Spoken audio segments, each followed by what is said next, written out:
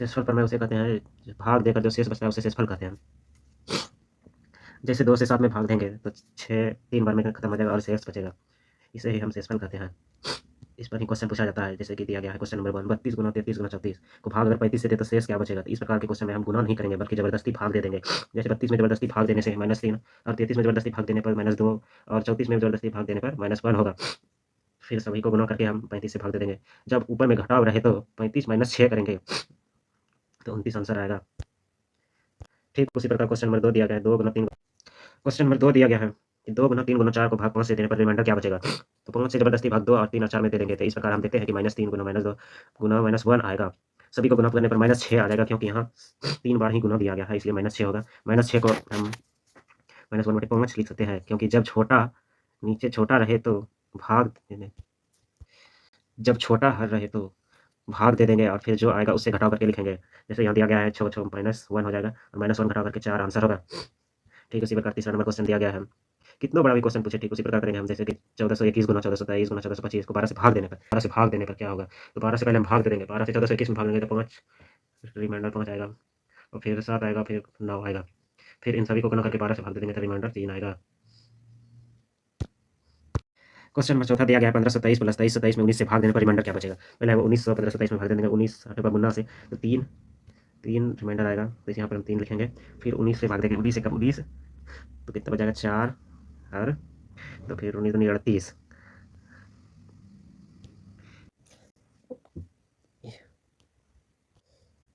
19 से भाग देने पर रिमाइंडर 5 आएगा। यहाँ जोड़ का चिन्ह है इसलिए यहाँ जोड़ देंगे। यहाँ जो भी चिन्ह रहेगा, मानिए जोड़ का चिन्ह या घटाव का चिन्ह या गुना का चिन्ह या भाग का चिन्ह जो भी रहेगा वो वही करेंगे यहाँ पर। जब अंश छोटा हो और हर बड़ा हो तो हम इसी को शेष मानते हैं, अब यही शेष होगा। क्वेश्चन नंबर 5 दिया गया है, जैसे कि 20 से 1661 और 1550 51 प्लस 1441 और 1331 प्लस 1221 में भाग देने पर शेष क्या बचेगा। तो 20 में 100 आता है तो 20 से कटेगा, अगर 101 तो 1 से 100 होगा। ठीक उसी प्रकार 16 से 61 में भाग देने पर 1 से बचेगा, फिर 1500 में 1500 खत्म, इधर 40 खत्म 11 आ जाएगा, फिर 1300 में 13 खत्म 1300 खत्म 20 खत्म, फिर 11 आ जाएगा, फिर 1200 में 1200 खत्म 20 खत्म 1 आ जाए। सभी को जोड़ का चिन्ह है तो जोड़ देंगे और यहाँ पर शेष निकाल देंगे, सभी को जोड़कर 25 होगा, शेष 5 होगा। क्वेश्चन नंबर 6 दिया गया है 10 प्लस 10 पर पावर 2 प्लस 10 पर पावर 3 10 पर पावर 4 10 पर पावर 5 को 6 से भाग देने पर क्या क्या बचता है। तो ठीक इस प्रकार के क्वेश्चन में हम पहले भाग देकर देखते हैं कि 6 से 10 में कितना बड़ा का भाग देंगे तो शेषफल 4 ही आएगा, इसलिए हम यहाँ पर 4 4 4 लिख रहे हैं। 4 4 लिखने के बाद सभी को ऐड करके 6 से भाग दे देंगे तो 6 18 2 शेष बचेगा। क्वेश्चन नंबर छठा में दिया गया है 4 पर पावर 11 प्लस 4 पर पावर 12 प्लस 4 पर पावर 13 प्लस 4 पर पावर 14 4 पर पावर 15। इस प्रकार के क्वेश्चन में हम देखते हैं कि जब भी सम संख्या होता है तो 6 आती है पावर, जब भी सम संख्या होती है तो 6 आता है और विषम होता है तो 4 आता है। तो यहाँ पर हम देख लेंगे कि कौन कौन विषम है और कौन कौन सम है। क्वेश्चन 4 पर पावर 11 यह एक विषम संख्या इसलिए 4 4 पर पावर सम 6 11 4 14 सम होगा इसलिए 6 4 से 10 से भाग दे देंगे, सभी को जोड़कर भाग देने पर रिमाइंडर 6 आ जाए 4 आएगा। क्वेश्चन नंबर 7 दिया गया है कि 4 प्लस 4 पर पावर 89/6। चूंकि हम देखते हैं कि 4 पर पावर 1 लेने पर रिमाइंडर 4 आता है, 4 पर पावर 2 लेने पर रिमाइंडर 4 आता है, 4 पर पावर 3 लेने पर रिमाइंडर 6 आता है। ठीक इसी प्रकार हम देख रहे हैं कि लगातार संख्या में सिर्फ 4 4 ही रिमाइंडर आ रहा है। तो 134 को हम 4 लिख सकते हैं और 4 पर पावर 89 को भी 4 लिख सकते हैं। तो 8 में 6 से भाग देने पर रिमाइंडर 2 आएगा। अंतर वाला क्वेश्चन, यह क्वेश्चन बहुत ही इंपॉर्टेंट है। यह क्वेश्चन बार बार परीक्षाओं में पूछी जाती है, इसलिए यह भी आई क्वेश्चन हो जाता है। इस क्वेश्चन को बनाने से पहले हम देखते हैं कि 7 से 8 में भाग देने पर रिमाइंडर एक आता है। ठीक इसी प्रकार हम किसी भी संख्या में चाहे पावर कितना बड़ा रहे तो हम उसे भाग देंगे, नीचे छोटा हो एक का अंतर हो, कितना बड़ा संख्या रहे तो उसको हम 1 लिख सकते हैं। इस प्रकार हम देखते हैं सभी का रिमाइंडर 1 आ रहा है। क्वेश्चन दिया गया है 23 पर पावर 2/24, तो इससे हम भाग देंगे तो रिमाइंडर 1 आएगा। -1 रिमाइंडर पावर 2 है इसलिए यहाँ 1 हो जाएगा। 24 से भाग देने पर ऊपर छोटा है इसलिए यही शेषफल हो जाएगा। क्वेश्चन नंबर अगला दिया गया है कि 23 पर पावर 89/24, यहाँ कितना बड़ा भी पावर रहे तो और अंतर 1 का रहे तो हम इससे इसमें डायरेक्ट भाग दे देंगे और जो भी भागफल आएगा यहाँ लिख कर वही शेष हो जाएगा। जैसे 24 -1 बराबर 23 शेष हो जाएगा। ऐसा क्वेश्चन में जब ऊपर -1 आए तो हर में घटाव कर शेष होगा। क्वेश्चन नंबर 8 दिया गया है 8 पर पावर 1785, हमें इस पर ध्यान ही नहीं देना है क्योंकि यहाँ पर अंतर 1 का है। तो 1 का जब भी रहे तो हम भाग देकर ऊपर रिमाइंडर लिख करके नीचे से भाग दे देंगे। यहाँ पर 1/7 तो 1 रिमाइंडर हो जाएगा। अगला क्वेश्चन नंबर दिया गया है 9 पर पावर 8 प्लस 1, तो इन दोनों को पहले हम 1 लिख सकते हैं। तो 1 + 1 = 8, तो 2/8 हो जाएगा इसलिए रिमाइंडर 2 हुआ। नेक्स्ट क्वेश्चन दिया गया 19 पर पावर 100/20, तो इसे हम 20 से भाग देने पर, क्योंकि ऊपर छोटा है इसलिए यहाँ -1 हो जाएगा। -1 पर पावर 100 यहाँ पावर सम है इसलिए 1/20 से रिमाइंडर 1 हो जाएगा। नेक्स्ट क्वेश्चन दिया गया है कि 67 पर पावर 67 प्लस 67/68, तो 68 से 67 यहाँ पर सबसे पहले ध्यान देंगे कि अंतर 1 का है, तो 1 से पहले हम भाग दे देंगे तो -1 हो जाएगा, फिर प्लस माइन फिर प्लस फिर -1 हो जाएगा। फिर इसको हम हल करके यहाँ पर विषम संख्या है इसलिए -1 प्लस -1 होगा, प्लस -1 तो माइनस माइनस प्लस तो -2, 68 में माइनस कर देंगे 2 को, तो रिमाइंडर 66 आ जाएगा।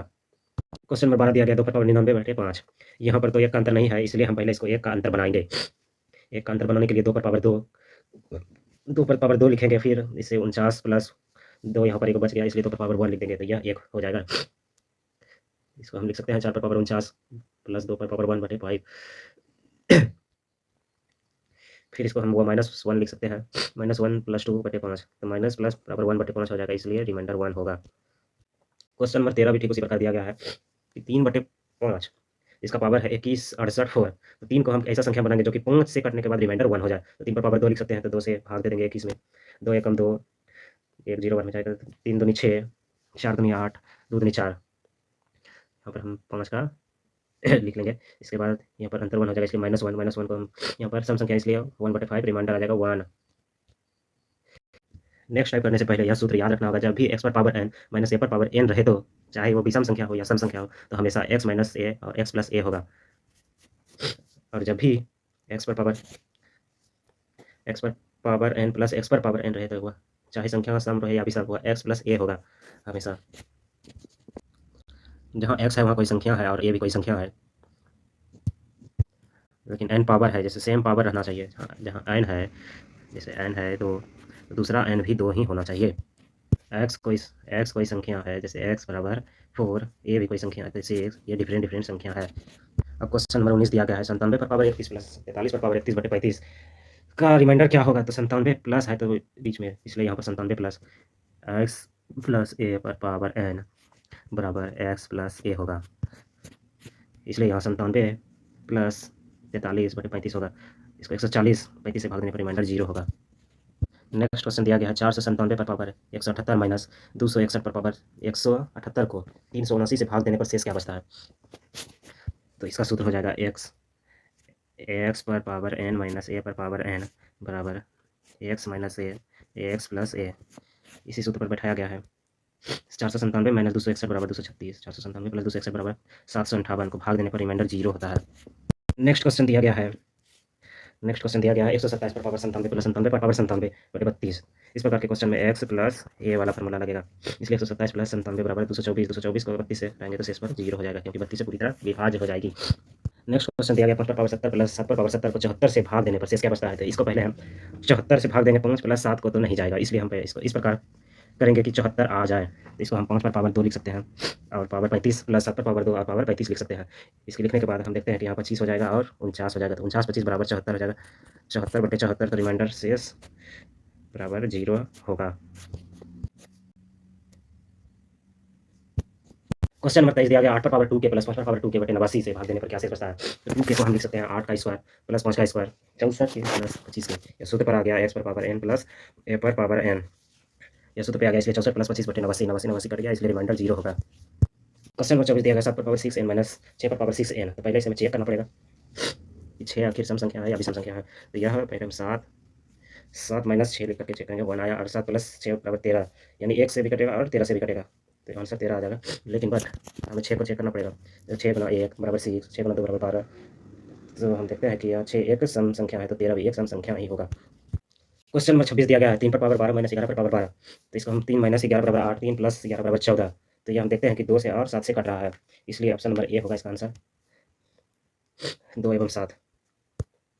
क्वेश्चन नंबर 27 दिया गया है कि 127 पर पावर 127 प्लस 97 पर पावर 27 तथा 127 पर पावर 97 प्लस 97 पर पावर 27 का उभयनिष्ठ गुणनखंड क्या होगा, तो उभयनिष्ठ गुणनखंड पूछा है, इसका गुणनखंड जो होगा उसी से सभी संख्या कटेगी, जैसे कि 127 प्लस 97 224, इधर भी 127 प्लस 97 224, तो ऑप्शन नंबर डी होगा, क्योंकि 112 इसका गुणनखंड होगा, 112 से कट जाएगा, इसलिए ऑप्शन नंबर डी होगा इसका आंसर। नेक्स्ट क्वेश्चन दिया गया 49 पर पावर 156 माइनस 13 पर पावर 156 तथा 37 पर पावर 13 प्लस 25 पर पावर 13 का उपनिष्ठ गुणनखंड क्या करें। तो गुणनखंड फिर से बोला है, तो यहाँ पर फार्मूला पर लिख करके पहले 49 माइनस 13 बराबर 36, 49 प्लस 13 बराबर 62, 37 प्लस 25 बराबर 62। ऑप्शन नंबर सी में दिया गया है 62, इसका गुणनखंड होगा। ऑप्शन नंबर सी आंसर हो जाएगा। टाइप 5 इस प्रकार के क्वेश्चन में जिससे भाग देना है उसके बराबर जीरो लेना है।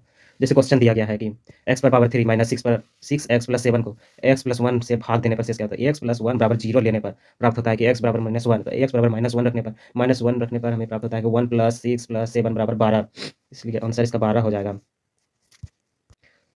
नेक्स्ट क्वेश्चन भी ठीक उसी प्रकार दिया गया है। x पर पावर 4 माइनस 3, x पर पावर 3 प्लस 2, x पर पावर 2 माइनस 5 x प्लस 7 को x माइनस 2 से भाग देना पड़ता है। x माइनस 2 बराबर जीरो लेने पर x बराबर 2, तो 2 पर पावर 4 माइनस सभी जगह x की जगह पर 2 बैठा देंगे और उसे हल कर देंगे, तो 31 माइनस 34 आएगा, जिसका आंसर हो जाएगा -3, रिमाइंडर -3 होगा। क्वेश्चन नंबर 31 कुछ डिफरेंट दिया गया है, क्योंकि यहाँ पर इसका के का मान पूछा गया है। जैसे x पर पावर 2 प्लस 4 x पर power 2 plus x 4x plus के का x प्लस 4 गुणनखंड है, यानी इसी का भाग ये भी है x प्लस 4, इधर वाला का भाग ये भी, तो दोनों बराबर हुआ, गुणनखंड गुणनखंड बराबर हो गया, इसलिए x प्लस 4 बराबर जीरो लेने पर तो हमें x बराबर 4 प्राप्त होता है। सभी जगह 4 बैठा देने पर 16 प्लस 64 माइनस 16 प्लस के, तो के का मान -64 आ जाएगा। ठीक उसी प्रकार 32 नंबर क्वेश्चन दिया गया है, x square plus 4p x minus 11p का गुणनखंड x माइनस 3 है, तो ये दोनों भी बराबर हो जाएंगे और x माइनस 3 बराबर जीरो लेने पर x बराबर 3, तो इसके स्थान पर हम 3 रख देंगे सिर्फ।